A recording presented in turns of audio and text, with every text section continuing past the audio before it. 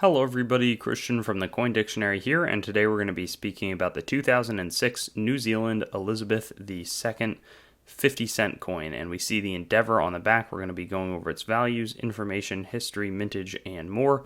And this video is sponsored by MA Shops, ma-shops.com, which is a trusted online marketplace with ancient and world coins, paper money, and more. So there's a really nice group of things to be looking for on this coin, just as a way to understand history.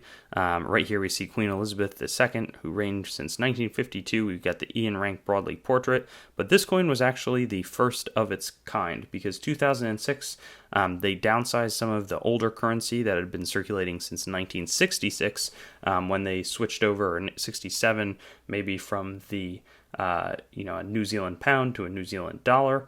The exchange rate, this can be exchanged, that would be about 36 US cents. So there's some base value there, but we see the Endeavor, which was the ship that James Cook commanded during his first exploration of the Pacific, which went from 1769 to 1771, and he's passing in front of Mount Taranaki or Mount Egmont, and that's seen in the back. So this is just a very New Zealand coin.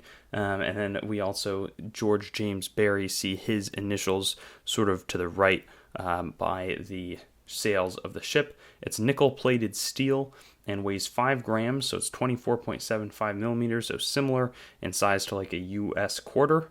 And then Queen Elizabeth, again, had been reigning since 1952. This is the more mature portrait of her that Ian Rank Broadley eventually came up with, but this was part 2006. You could have some that were issued in the small change, smaller change set, which was a slightly, maybe more rare version to have it in that set.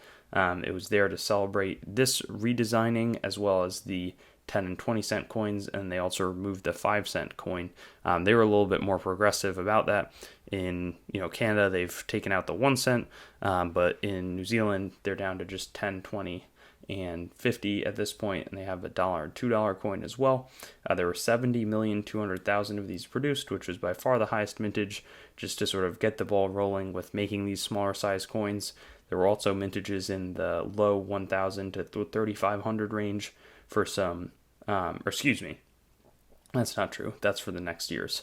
In 2007, 2008, they have some like specific sets. The only set that comes out with this coin in it in 2006 is going to be that small change, smaller change, where it features. But most of these are just circulated. The values are pretty near the exchange rate unless you have one in uncirculated condition perfectly, and that's only going to be $1. So more is just something where you want to learn the history behind it. And if you have a bunch of these, certainly worth sending them to New Zealand so that you can gain from the exchange rate. If you have like 20 of these, that's like, I don't know, 12, 13 bucks. So that wouldn't hurt either. Thanks for watching the video. My name's Christian and I own The Coin Dictionary, and I'd also encourage you to visit us at our website, thecoindictionary.com, and on Instagram at thecoindictionary. And I'd also like to draw your attention to some other helpful coin resources, such as my other YouTube channel, Treasure Town, which does more in-depth videos about coins and collectibles, as well as some resources like coinmeltprice.com, which shows up-to-date precious metals pricing, as well as the melt values of the coins that you own, coinsmetalscards.com, which will both be a marketplace and a news source for coins, metals, and cards, as the name suggests, as well as whatsthegrade.com, which will develop into a stickering service for already graded collectibles. Have a great day, and I hope to see you on some of our other videos.